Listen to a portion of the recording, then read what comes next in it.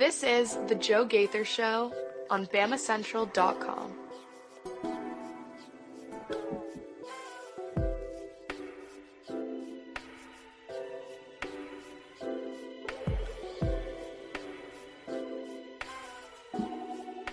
Good afternoon, Tuscaloosa, Internet World, West Alabama. How are we doing today on this Football Friday? It's the Joe Gaither Show on BamaCentral and BamaCentral.com, hanging out live in the Derry Daniel State Farm Studios just off McFarland Boulevard with my friend Mason Woods and my dog Abby, who is trying her best to do good. We hope that you guys are having a great Friday and hope you have a great weekend ahead. Hope you have some great Christmas plans with the family. There is no Alabama football this weekend, but that doesn't stop this from becoming a Football Friday. So we're going to have a lot of fun looking at the ACC Championship, hanging out with our friends. You're right. Thank you very much. Hanging out with our friends Mason Woods in the Derry Daniel Studios. Make sure you follow Mason Woods at MAWoods_ on the Twitter machine, and make sure you find us right off McFarland Boulevard. Call Derry Daniel and his team at 205-758-3391 for all of your insurance needs. Call and see how much Derek can save you today. Mason Woods, mix it up a little bit this week. You had your other job work day today. Yeah. Yes, it did. We had our Home Depot Christmas thing today, so I had to, go there and celebrate that with everybody. Excellent. Y'all have a little apple cider, a little No. cookies? I mean, it was tree? just a very little like dirty Santa thing with just me and my coworkers, but it was cool. I got a blanket. That was pretty sweet. We love blankets. It's a nice Crimson Tide blanket. Roll Tide. It's going right on the couch when I get home. There you go. You, Rusty, the cat, Miss Melissa, they'll all enjoy that Crimson Tide blanket, I'm sure. Great start to nice Christmas day, for you. What just got to further the comment and complete the loop. What was your contribution? Did you have it for a specific someone or just put it in the pot? For someone, it was like a big Alabama, one of those big Yeti tumbler cup kind of deals. Perfect. Filled it with some candy. So that was there you go. You can use it in all. Worked out pretty well. Excellent. You can use it hot weather to stay cool.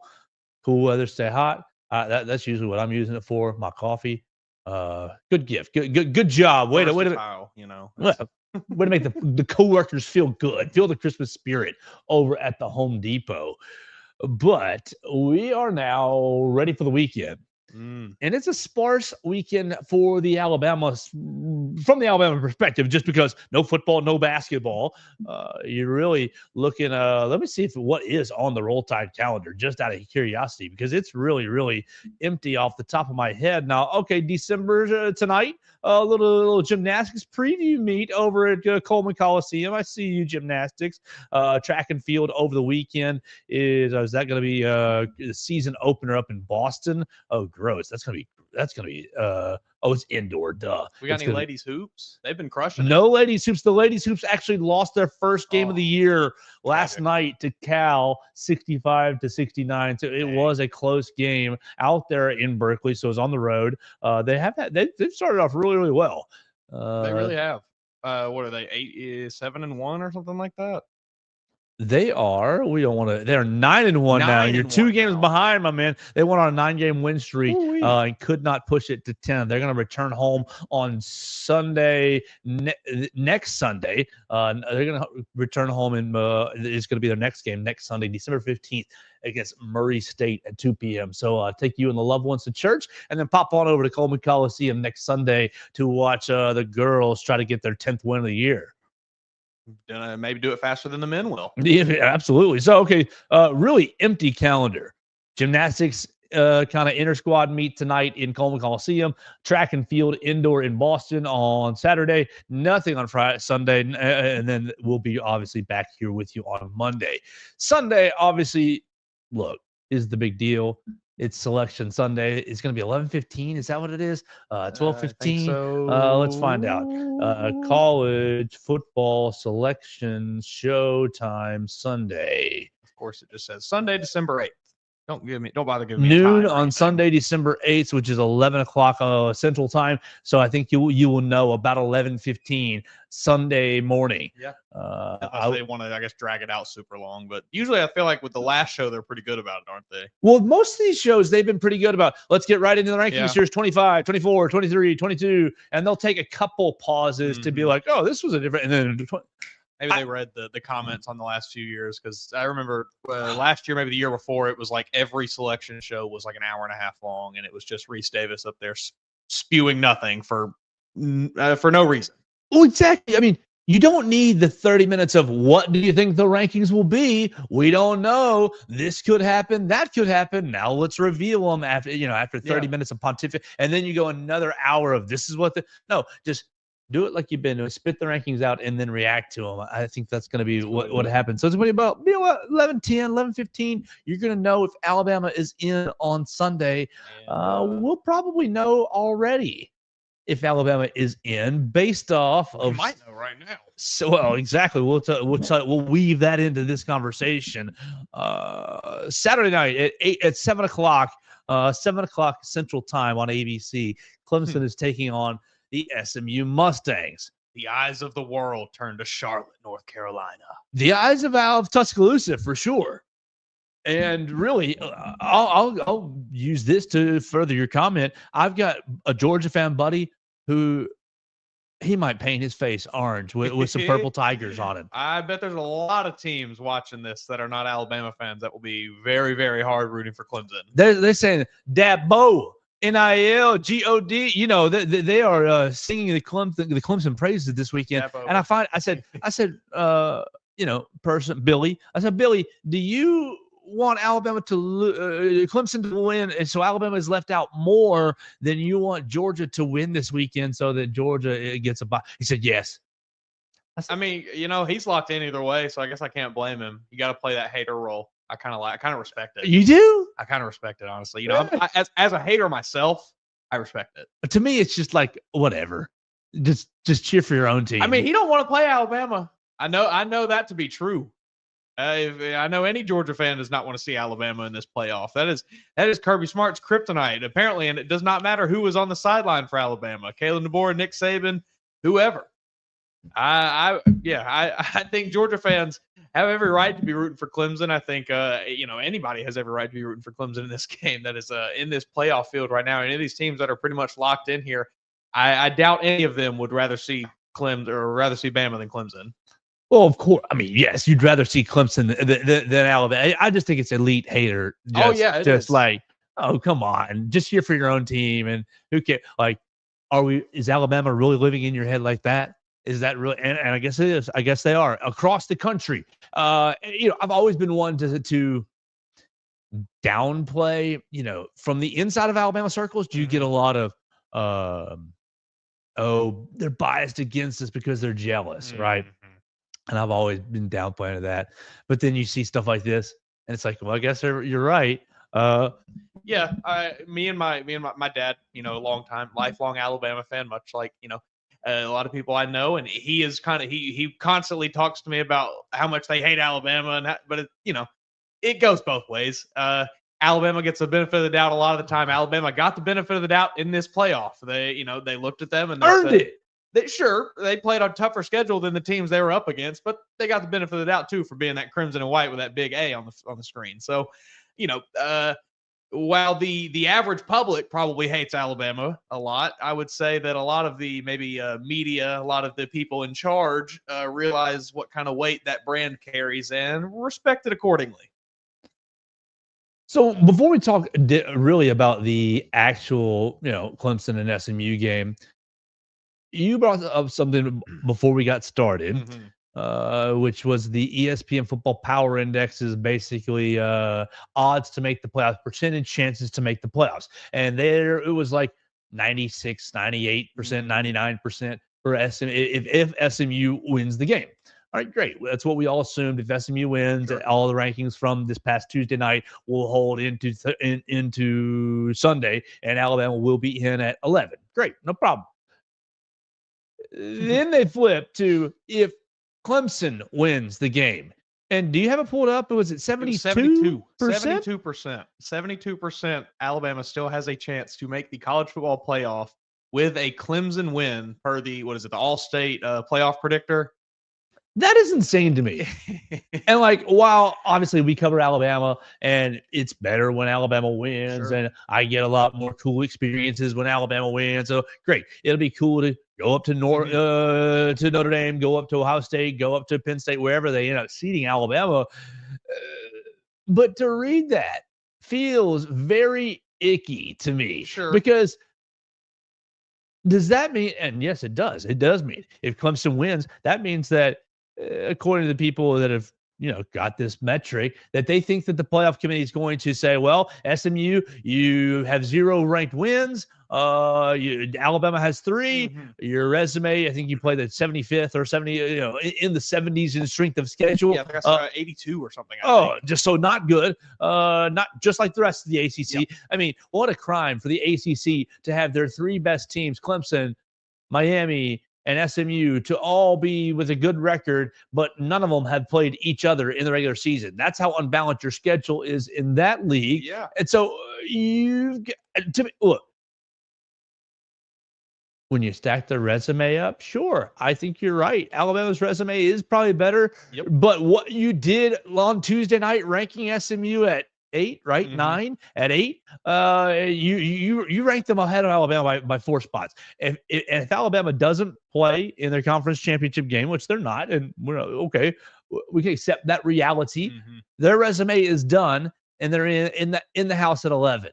It feels icky. Yeah, I think the committee messed themselves up here. They ranked SMU too high, too early. You should have waited until you had this game against Clemson as your actual metric for measuring this team. They have not played anybody. The best team on their schedule is Duke, who crawled to 9-3 against an equally as terrible schedule. Right. So they have no leg to stand on. They beat a ranked Louisville team at the time. What did Louisville finish? Louisville's 8-4. 8-4. Okay. 5-3 in the league. All right. So maybe that's your best win. Still, if that's what you're carrying, if that's what you're carrying is your big flag, waving it around for everybody, you don't stack up. They beat Duke by 1 point. Yeah, 28-27.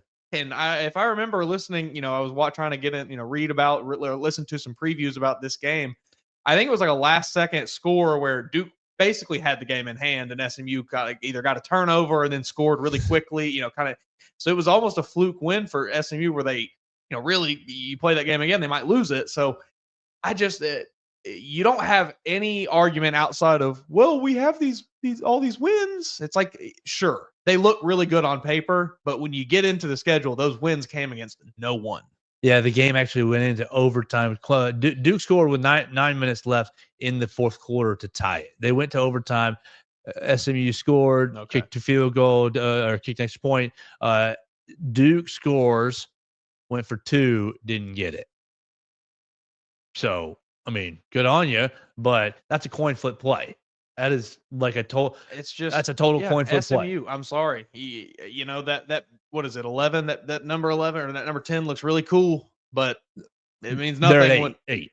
No. This your win total. Oh yeah. 11 and 1. Yeah, that looks cool and all, but it doesn't mean anything when it came against this gauntlet of Alabama School for the Blind and Deaf, Little Sisters of the Poor, whoever. It just goes on. There is no one notable on that schedule. There is no notable win on that schedule. You don't like their win against Houston Christian? I sure don't. I tell you, and you look at their loss, it's against BYU. Ugh, that's an ugly loss. I understand, sure BYU is. They had a pretty good year. They were in the mix for the Big 12 championship for a long time. Yeah. But faded late. I mean, and the Big 12 is a shell of what it has been. Totally. This is off topic. Did you see, the quarterback that colloquially goes by BYU? No, I didn't. That's his nickname. That's his nickname. Yeah, he goes by. He's first Jewish quarterback in BYU history. Oh my God! He signed an NIL deal with like a kosher food company this week, and I saw his little ad for it. It was very, very funny. It's good for him, making the most of his very unique situation he's probably found himself. Good for him, indeed, absolutely.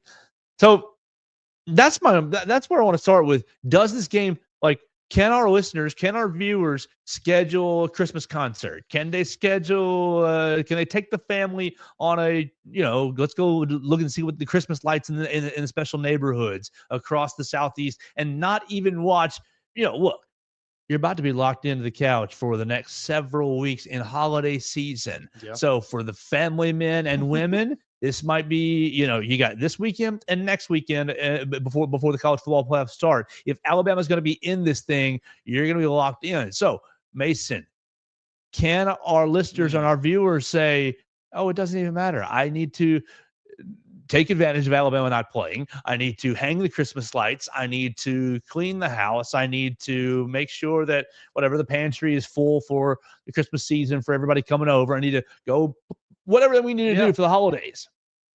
I think so. And that feels bad to say, but I think That's so. icky. Sure. But I think this playoff committee already showed us what they feel about resume versus resume when they ranked Miami below Alabama. They've already shown us how they feel when they rank South Carolina behind Alabama. Yeah, I mean, you had the head there, but sure, they've told us what they feel about this Alabama team with last week's ranking, I think, and they've just told you that Alabama, you're the last team in the field. Period. Sorry. I think so. I mean, to me, if they had ranked Alabama behind Miami last week, sure. Then we're having a different conversation right now because then, it looks like maybe they're just valuing what's in that win column over your actual resume and who you competed against, who you won against, who you lost against.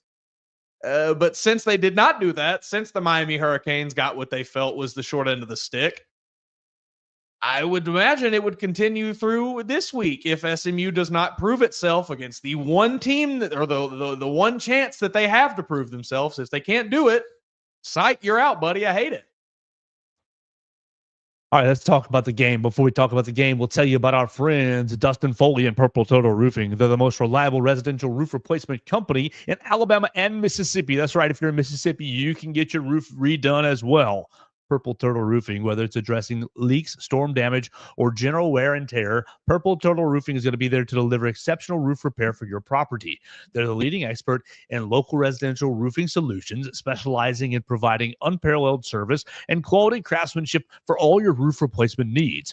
Call Dustin Foley and his team today at 877-PT-ROOF-5 for your free roof inspection. That's 877-787-6635. Just schedule your appointment, and one of their qualified employees will come check out your roof for free.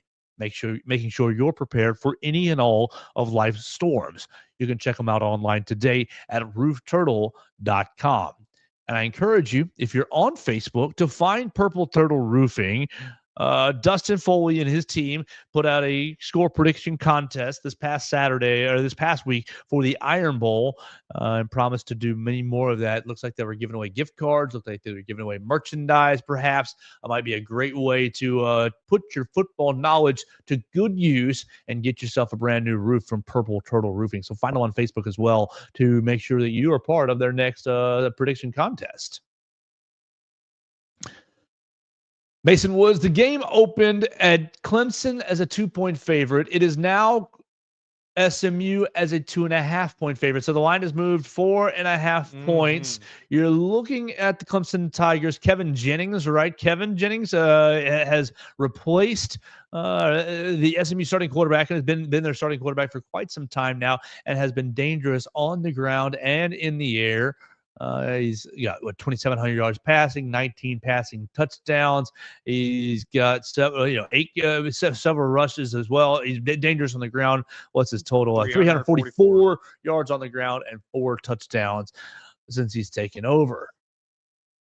So SMU, we'll start just to take it from an SMU perspective. We're the new kids on the block. We're coming from the American, right? We're coming from the American, and boom, year one, we are in the ACC Championship. Rhett Lashley on the passing game wizard. No, actually, I'm an offensive wizard. They've implemented might be a defensive wizard too. A bit of a good running game and a really physical defense that makes you drive the football field. What do you think about SMU? Do you think everybody's going to be surprised this Saturday when the national media actually watches SMU for the first time and says, "Oh, this might They're a playoff team.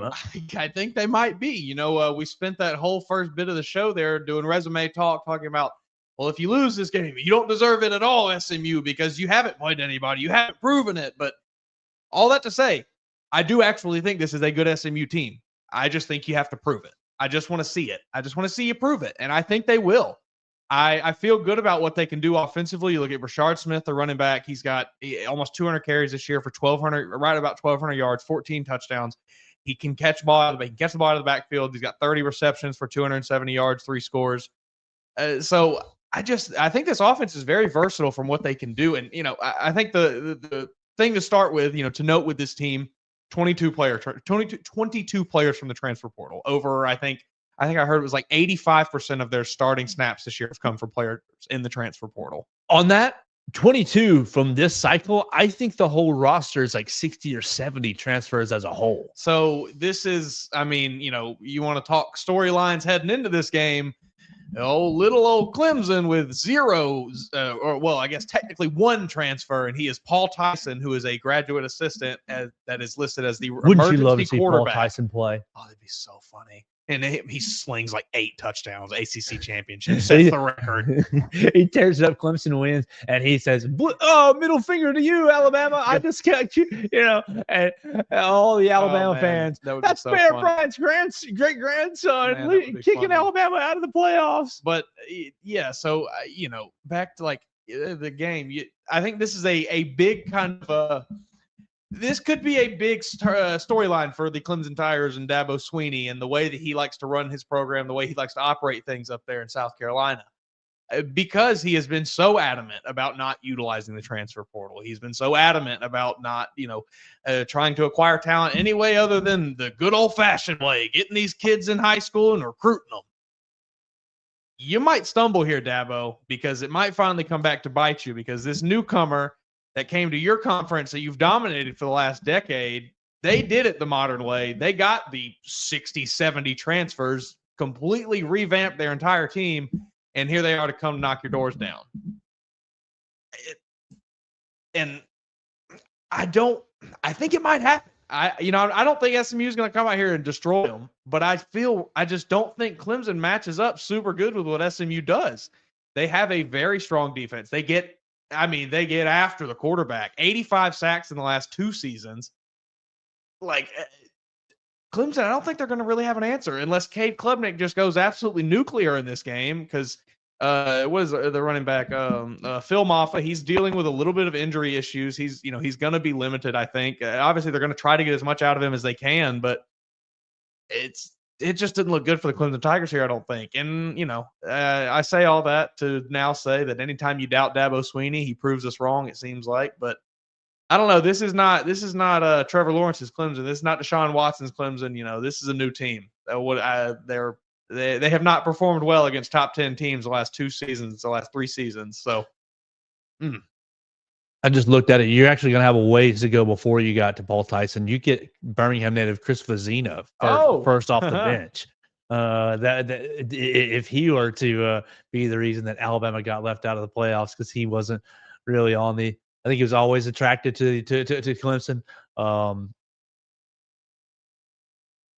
Look, I was so fired up for this game, Mason. And I think you did. I think you outlined a lot of it really, really well. So I'm not really going to try to piggyback on it. But I was really fired up for this game on Monday, on Tuesday, on Wednesday. Yeah. But about midday Wednesday, it started to set in. These jokers, this is a sham. Bama's in. Yes. Bama's in. While, okay, probably should be in. Resume, if we're doing resume talk, Bama has a better resume than either of these teams. Yes, for sure. For sure. Better resume than Miami. Better resume than Ole Miss. Winning a conference championship, winning a bad conference championship doesn't really move the needle for me. I mean, look, they showed you last year. They showed you last year. ACC, you're undefeated champion. We don't care. Boo-hoo. Well, we don't care. And this year, you're not going to have an undefeated champion. It's going to be at least 12-1, or it's going to be 10-3. Like, maybe They're going to say it again. You're a one big league. We don't care. I think from my heart, Mason, I want SMU to win because I just don't really want to see waking up on Sunday, being at church on Sunday, 11:15, and Alabama in at 11 and Clemson in and SMU out because they've won. And like the corruption talk, it would be at an all-time high. Right. The corruption talk drives me crazy anyways, but like, what do you say? Yeah, if that does happen, you can't say anything. Yeah, while we have laid out, we do the resume talk, I'm not going to sit here, like you said, at church on Sunday and go face-to-face with somebody and lay out all 12 games that SMU played versus Alabama's schedule and point out, this is why they're worse. You can't do that. There's no argument to be made there. Right. If you look under the hood, I think it's very obvious. But you're gonna have emotional people watchers who see 11-1. Who see at that point it'll be 11-2. 11-2 is better than 9-3. They won 2 more games and they lost 1 fewer game. That's simple math. 2-1. That's simple math. They should be. You're not going to get the people that'll look under the hood. They'll just see the number. 11-2. Yep. They should be in over 9-3. Favoritism. Logo watching. Money, corruption, SEC bias, ESPN SEC bias. They'll be at an all-time high.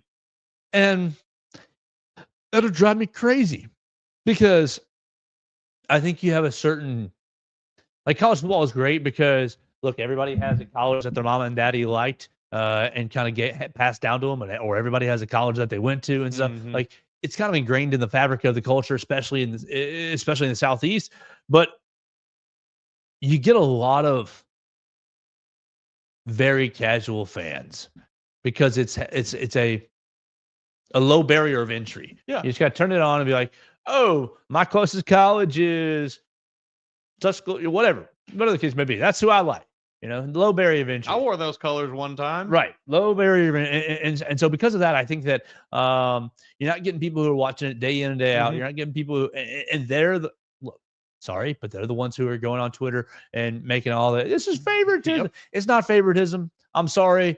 It's better football. Yep. I mean, you've got 20 years of history to show you that it's better football. Now, if SMU wins, they deserve it. I just hope they win so that this conversation is not a factor on Monday. I hope that they do. Because we're going to have the conversation on this show Monday. And that's going to be a tough one. Yeah. Again, we will definitely acknowledge the favoritism aspect if that's the case. But I stand firm that I think that I think I stand firm that I think that Alabama deserves their spot at 11. Winner of the ACC does deserve to get in. I think if I were the committee, though, I wouldn't want to deal with the hassle. If Clemson wins, you just bump SMU from 8 to 11, and you bump Clemson in at 10 or bump Clemson in at 12 or whatever. You flip-flop them, right? You make them 11 and 12. Boom. Sorry, Alabama. You just didn't do the things you needed to do to be in. And a three-loss conference champion gets in over a 3-loss non-conference champion. That's just like, that's what I would do to avoid the controversy. But that's not probably not what's right. Teams, right? You wouldn't get you the 12 best teams for sure. That's not what's right. It's a complicated situation. Yeah, I hate it for them. I think this is for the long-term health of college football, though. This is the best outcome that Alabama gets into this playoff over SMU if SMU were to lose here, because if SMU loses this game and then still makes the playoff, you know what that tells everyone else in the college football world? Okay, all those non-conference games we've got lined up, let's start buying them out. Let's start scheduling Murray State. Let's start scheduling whoever, Houston Christian, the Houston Christian Huskies, like SMU did in week number 2. And that is the absolute last thing that we want for college football. We want more competitive non-conference games. We want more teams to schedule the, top 25 matchup, just because it's good for the health of the sport. And now I think SMU tried to schedule pretty decent non-conference games for their level. They scheduled BYU and Nevada, but that's, if I'm Rhett Lashley, BYU is a good one, right? I don't think I give them Nevada. Well, if I'm Rhett Lashley, that's the kind of game that I need for my program. Are you better served beating Nevada 29-24 or going to Ohio State and get your brains beat in? I mean, they didn't have to schedule Ohio State, but you schedule Florida. That looks pretty good. True. You schedule even a Mississippi State. That looks pretty good. That looks better than Nevada.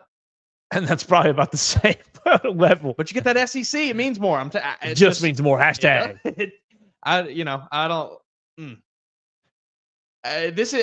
It's not a shock that SMU is good. They have, like we said, they have brought in over 60 transfers. This is a team that did a lot. They spent a lot of money. It's not like, oh, we're little SMU, little Cinderella story. Like, no, they bought and paid for all this talent, and they are utilizing. It's got to be easy to recruit to Dallas. I would sure think so.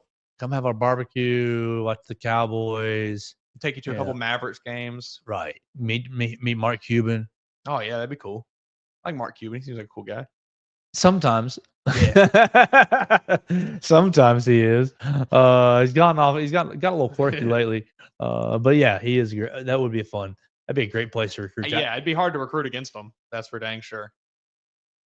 Clemson, y'all better win, or you're gonna have a big power in the ACC birth right in 1 year. You're gonna have. What's it say about the ACC?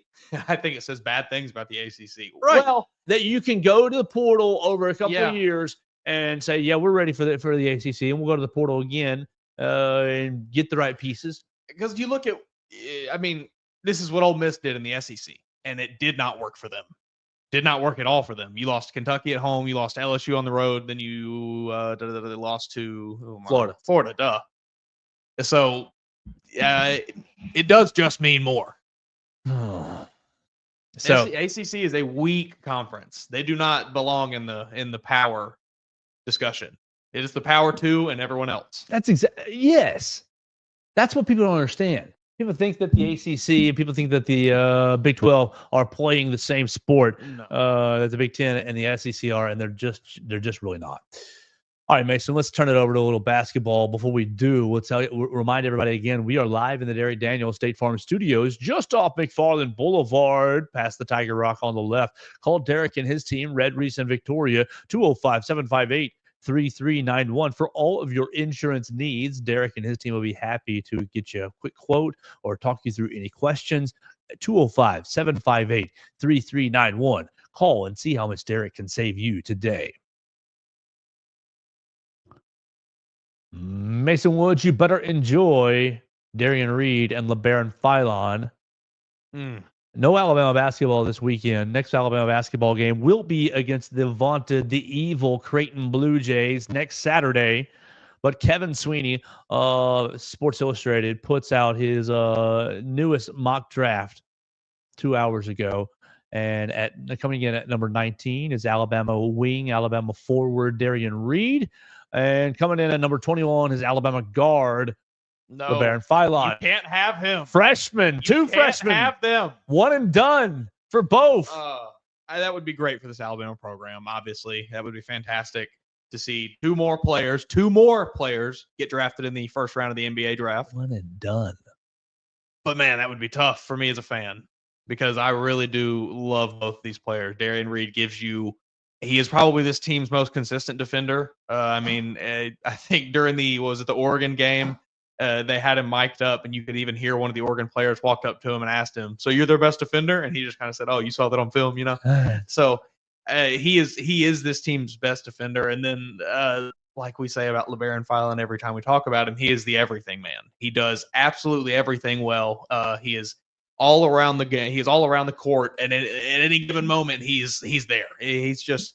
It would be tough to lose him, but if that is the case, I would obviously wish them both the best in the NBA, and they would probably fit in pretty well. Sweeney's note on LeBaron. Philon has worked his way into an essential role in Alabama's loaded rotation thanks to his playmaking ability and fearlessness. His slender build could create some pause around the NBA, but it's hard to not buy into his pro future after watching performances like his 18 points on the road at the Purdue Boilermakers or 16 points and 9 assists against Illinois in November. What does this do for NATO, it's in the Crimson Tide. I mean, look, we were all talking about Final Four or bust. Okay, that's great. That's fun. But that aside, if you put Darian Reed and LeBaron Philon into the NBA, if you put Mark Sears into the NBA in the second round, if you put these three guys in the league, what does it do for your recruitment of AJ DeBansa? I know that you wrote about AJ DeBansa pretty recently. You cut down his list from 5 to 4 to 3 or whatever it is. You can tell his dad was on the sidelines at North Carolina, so I know North Carolina and Alabama are both involved in the DeBansa debate. BYU as well, very heavily. Lots of people are talking. You got to have an $10 million, some massive offer to AJ DeBansa. Just where are we at with? Where's Alabama at with AJ DeBansa? And if LeBaron and Darian Reed both go top 20, top 21, I guess, according to Kevin Sweeney, what's it do for your recruitment of DeBansa? I mean, I think it can only solidify what already is clearly a high opinion that he has of Alabama, because he did name them in his top 4 this past week, or this week, just the other day. Alongside, like you said, North Carolina, BYU, and Kansas. So he very obviously views Alabama as, alongside those programs in college basketball. I know BYU is kind of the wild card there, but I think hometown, right? Yeah, hometown. He's from Hurricane, Utah, which is like the coolest name for a city ever. But yeah, so that just that would make sense. But I think it would do a lot of things. Obviously, selfishly, I'd like to see those players on the court together, if we could do that. We're not going to. So I think it would just continue to solidify what he already knows and what he already thinks about Alabama, that this is a program that is dedicated to getting guys to the NBA, that is dedicated to playing high-level basketball, playing NBA-style basketball, and has proven it. And if that happened, would only have proven it more at that point.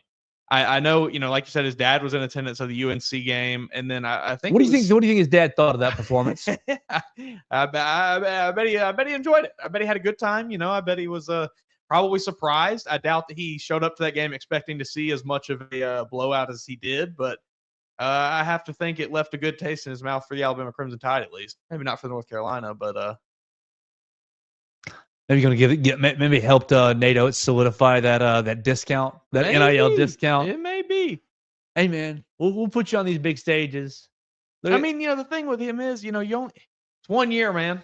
You'll be in the NBA after that. Just play you 1 year here. Alabama will keep you healthy, get you paid a decent amount. Oh, yeah, they're not gonna give you nothing. Yeah, it won't be the BYU. I think BYU is coming in hard with that $10 million. Well, I mean, where all the money is coming from with BYU. I mean, the Jazz folks, right? Well, that, and it's just the Mormons. The Mormon Church has billions and billions of dollars at its disposal, more money than any one group in the entire world has. So, they can use it as they wish. I don't know how much they're dipping their toes into collegiate athletics, but I would imagine maybe they would.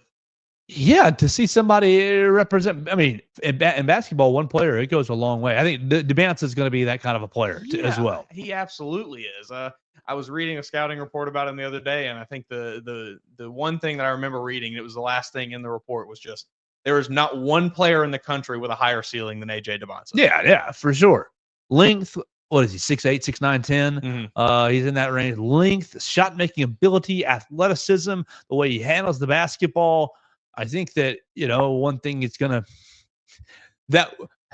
– and not that it's a problem, but one thing that he would have to get him engaged on the defensive end, I think, a little bit. I honestly think that's just a result of just the way kids come up playing basketball. Yes, of being the best player on the court. Yeah. You're running AAU circuits, you're playing 5-6 games like in a weekend sometime, and it's nothing more than just, all right, sprint up and down the court and Jack score as many times as you can do it. Make yourself as noticeable as you can to all the scouts that are here. I think, what was it? It was November 30th. Yes, right at a week ago. Nate Oates and I think Darian Reed and one other player, I don't remember who it was, were in attendance of one of AJ DeBansa's high school games. And he threw down a nasty reverse windmill on somebody and immediately turned and looked right over who was in attendance. So you love to see that. 1, 2, 3, 4. Okay, Nate has 4 first-round picks already. Kyra Lewis, Josh Primo, Noah Clowney, and Brandon Miller. I know that really, I guess, Kyra is technically not his recruit, but he did coach Kyra his last year, so he gets credit for Kyra. He's got 4 first-round picks. He's got 6 total draft picks when you throw in J.D. Davison and Herb Jones, as well as second-round draft picks. If you can bump that number up from 6 to 8, 6 to 9 this year, just goes to show the health of the basketball program. And it's really, I mean, I know there's no game this weekend, but cannot stress to you enough to start thinking about next Saturday. If you have tickets, make your plans. If you don't have tickets, make your plans. If you have tickets and you can't go, make your plans. It's going to be a huge, huge, huge night in Coleman Coliseum as Creighton, who just knocked off Kansas, stormed the court and started chanting bleep KU, bleep KU, bleep KU over and over. So if you don't think they're riding the high, they are. And so Alabama needs to welcome them with the hospitality, the Southern hospitality, like we usually do. So Alabama's basketball program can continue this great run of wealth. Yeah, I mean, if they already have a pretty solid looking few signees in the 2026 class between Davian Hannah, Amari Allen, and what is the other, London Jemison. If they can add AJ Devonta, that class is going to just skyrocket. I mean, right up to the top of the nation, I would think. And yeah, the sky would be limitless for what he can do in this system. I would just imagine. He is so athletic. He is so he already has such a natural feel for the game, similar to like a LeBaron Philon, but he is 6'10". So he's just going to be. He's a very special player. All right, brother Mason, you want to finish this bad boy out with a little bit of an interesting topic and have a little debate here? No Alabama football, and I don't really care about making picks for the SEC Championship, Georgia, Texas, great. Who cares? Yeah, I mean, I'll watch some of these games this weekend, but I will be trying to recharge and prepare for a postseason run. I'll be trying to clean the house. I'll be trying to just kind of do my own thing. And that Georgia Texas game is kind of a toss-up to me. I really don't know what to make of it. I in my heart of hearts, I think the Texas Longhorns are a soft football team. And I think that they're front runners, and I think that if they get punched in the mouth, they don't respond. But it's hard to beat a team twice, and we have seen that a lot in the SEC. We've seen it a lot in college football. Can Georgia do it? Maybe. Obviously there's been a long, long time between these two games. It was second week of October they played or something like that. 6th of the 12th. Yeah. So we'll see what happens. I think I do think it'll be a good game. I don't think it's going to be a blowout one way or the other. So I don't really care about making picks. Yeah. What I want to do is debate an Alabama football topic. Who is the newcomer of the year? Who's the best new player on the scene? We'll define newcomer as this. We'll define newcomer as someone who did not make a contribution to the 2023 football team. So if you were a good player on the 23 team, you don't count. Someone who's brand new. So it can be someone who's already on the roster, who's been on the roster, who's been baking and marinating, who's just come onto the scene and arrived, or someone brand new to the program as well. The newcomer of the year. Easiest choice, and everyone's choice, is going to go to number 2, the freshman Ryan Williams. But I wonder if there are other choices that would at least present a conversation. I mean, Ryan had a great start. Don't know. He's slower finish to the year. 45 receptions, 857 yards, and 8 receiving touchdowns. He's got a couple of rushing touchdowns as well. 2 rushing touchdowns. So 10 total touchdowns for the freshman, which is absolutely insane. I don't want to undersell that, but he did have a little bit of a stretch here over the last several weeks where his only 2 times over 100 yards were Western Kentucky and Georgia in receiving yards. He's only got 1 touchdown in the last 5 weeks. Right. The last time he had 4 receptions in a game or more was against Missouri. So LSU, Mercer, Oklahoma, and Auburn, he was held to 3 or fewer receptions. So really, really great year. I'm not trying to say that. I'm trying to at least invite the option that Parker Brailsford can be considered, that Bray Hubbard can be considered, that Quay Russaw can be considered, that Damani Jackson can be considered. Who else? That Jeremy Bernard can be considered. I think there's a lot of options here. I think Ryan is like knee-jerk reaction, and Ryan might be Sure. the right answer. But I think there's a lot of candidates for newcomer of the year. So I say newcomer of the year. I open the criteria up to you, Mason, and throw some of these random names out. Josh Cuevas, I know you're a Cuevas fan as well. Like Cuevas. What do you think when I say who is Alabama football's newcomer of the year? You did say the guy that I jumped into my head, and it's Jeremy Bernard. I love what he has done, especially in the absence of Ryan Williams the last 4 or 5 weeks, where he's kind of taken a step back. Jeremy Bernard has taken a step up, and he has been that feature receiver. He's been that main guy. I mean, looking at his game log here, what is it, the last 4 or 5 games, he's been 7 catches, 4 catches, 4 catches, 111 yards, 60 yards, 81 yards. So, I mean, he's just been solid. He doesn't have any touchdowns to go with it, but, it is what it is. If you've been watching Alabama the last few weeks, they've been punching the ball in short a lot with the running backs. So, kind of just the way the game goes. I really like what Jeremy Bernard brings. I think he's a very versatile receiver. I think he's a very underrated receiver. I don't think he gets enough love because of Ryan Williams, and that's not to take anything away from Ryan Williams. Like we just said, he is fantastic, and his ceiling is probably higher than Jeremy Bernard's. I won't deny that, but I think he's gotten maybe put on the back burner a little bit, and maybe not rightfully so. I think he deserves to be talked about as Alabama's best receiver this season. So what do you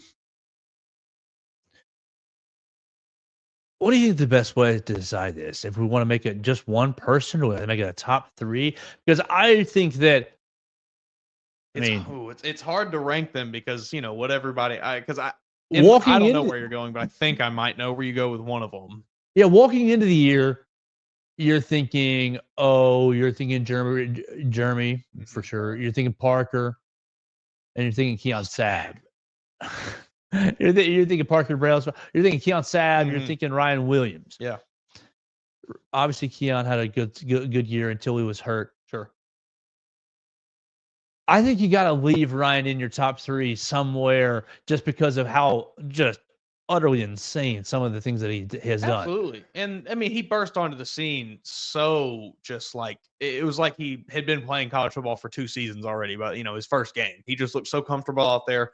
Now, obviously, I think defenses have adjusted a bit and maybe figured out some things to maybe get into maybe some ways to affect him. And we've seen that, but he has still been absolutely everything that we hoped he would be and more. But I think I'm going to pick one of your favorites here. What did Nick Saban say in July? I think Georgia and Texas are going to go to the ACC Championship game. Good job, Coach. Credit to you. You got that. Nailed it. He said, I think Alabama's problem, their issue is going to be the secondary. I'm concerned. Damani Jackson, what he was able to do coming in and just saying, one of these corners, I'm taking that spot. You guys don't have to worry about it. I know you got all these freshmen. They're all going to be overwhelmed. You only want to give them a little bit at a time. Oh, Xavier Brown, he looks good. That's my guy back from high school. We can communicate well. I can get Xavier comfortable. When Xavier needs to come out, Jalen Backwell will come in, and Deshaun Jones will come in. We'll work to. But to have one of the cornerbacks, I mean, we all knew what was going to go on at safety with Malachi. We thought Keon Sabb was going to be pretty good, and he was. We thought Damani was going to. Damani was not. Kid ourselves, is a former 5-star recruit, but his time at USC was not so great. Left a bit to be desired. Right. And I think circumstances went into play at that. I'm not going to put that all at Damani's feet, but let's just be honest. It wasn't the football that he wanted to be playing. And he came here. What he allowed the secondary to do to say, okay, we will figure out these other freshmen if you can please give us adequate, and he gave you a lot more than adequate play at one of the cornerback positions. He gave you, second team all conference, first team all conference. He gave you, hey, he's one of the best corners in this conference. I would fully agree with that. I mean, he basically, you look at Alabama's games this year, you look at the box score for those games, and basically every week you look, wide receiver 1, he kind of got taken away. Okay, so they had to turn to somebody else. Wonder why? It's because Damani Jackson locked him down. He was able to essentially take one option away from every offense Alabama played against this year. Now, You look to the Tennessee, Vanderbilt, Oklahoma games, all they did was turn around and go to the running backs, but that's not on Damani. That's not Damani's fault. He did everything he could. I think he played the run when he was asked or when he was invited. Sure. Yeah, Damani Jackson is not going to stop a team from getting 200 rushing yards on you. It's not his job. That's not his. Yeah, that's not his job. That's exactly right. And at his job, he was excellent this year. He locked down, guys that are going to be in the NFL draft, guys that are going to be first round picks in the NFL draft, kept them from really affecting games. You look to the Luther Bird and you look to Theo Weiss at Missouri, and obviously the quarterback affected that too, but he still kept those guys in check. You look to Kyron Lacey at LSU. He was not very effective in that game until right at the very end. He catches the garbage time touchdown. And then you look to Cam Colvin this last week at Auburn and Keandre Lambert-Smith. And they had some good plays here and there, but for the most part, they didn't beat Alabama. And that was all that's what you ask of your corner. That's what you ask of your corner going against elite wide receivers. You ask, all right, I understand that guy's going to get his, but don't let him beat us. And that's what Damani did for Alabama this year.